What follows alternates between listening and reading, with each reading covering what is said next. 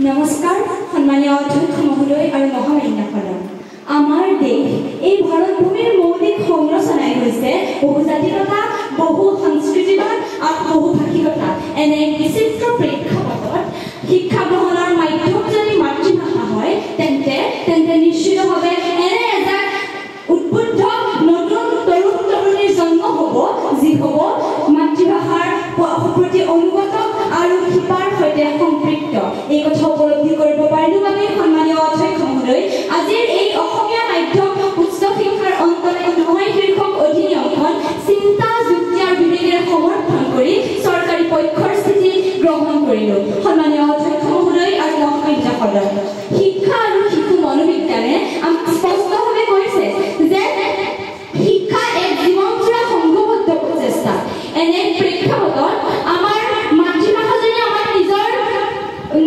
শিক্ষা গ্ৰহণৰ মাধ্যম হয় তেনেহ'লে আমি বহুখিনি সুবিধা লাভ কৰিব পাৰোঁ সন্মানীয় অধ্যক্ষ মহোদয় আৰু মহামান্যসকল আমাৰ মাজৰে বহুতৰে মনত হয়তো এটা ধাৰণাই অগালিবা কৰি থাকে যে মাতৃভাষাৰ মাধ্যম অথবা অসমীয়া মাধ্যমত পঢ়িলে বা শিক্ষা গ্ৰহণ কৰিলে শিক্ষাৰ্থীয়ে সৰ্বভাৰতীয় বা আন্তঃৰাষ্ট্ৰীয় পৰ্যায়ত কোনো সুখ্যাতি অৰ্জন কৰিব নোৱাৰে কিন্তু মই মোৰ পূৰ্বৰ বিৰোধী পক্ষৰ সদস্যৰ ভিত্তিহীন যুক্তি নিশ্চয় কৰি ক'ব বিচাৰিম যে যদিহে এয়া সত্য হ'লহেঁতেন আমি যেন পালোহেঁতেন যি সম্পাদনাৰ বৈজ্ঞানিক গৱেষণাৰ উজ্জ্বল ভূতাতৰা অসম সন্তান ডক্টৰ ৰুবুল মাউতেওক আমি যেন পালোহেঁতেন ভাৰতীয় অসামৰিক সেৱাৰ গুণৱান অসমীয়া বিষয়া নাৰায়ণ কোঁৱৰ দেৱ আৰু সোণমণি বৰা দেৱক গতিকে তেনে প্ৰেক্ষাপটত সন্মানীয় অধ্যক্ষ মহোদয় পুনৰবাৰৰ বাবে কৰিছোঁ এই বিধেয়কখনৰ সমৰ্থন সন্মানীয় অধ্যক্ষ মহোদয় আৰু মহামান্যসকল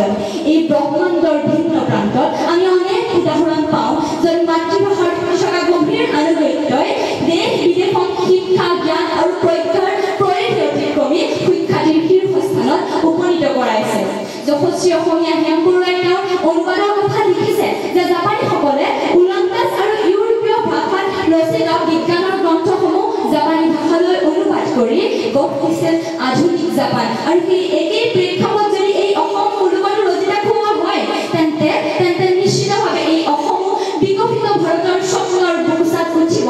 আৰু শিক্ষা সংস্কৃতি ৰাজনীতি আৰু সমাজনীতিৰ নৱজাগৰণেৰে গঢ় দিব আধুনিক অসম আৰু ইয়াৰ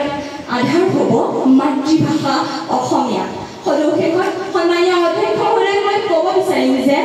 লুইতৰ পাৰৰ এই বিশাল জাতিটোৰ শিৰ উজ্বলাই ৰূপকোঁৱৰৰ কাম ৰূপা মৰুভূমি ফুৰিয়া অসমীয়া ভাষা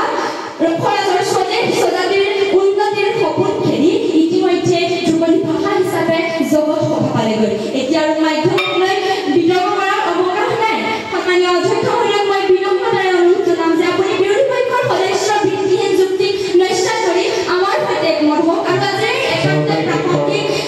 বিধেয়ক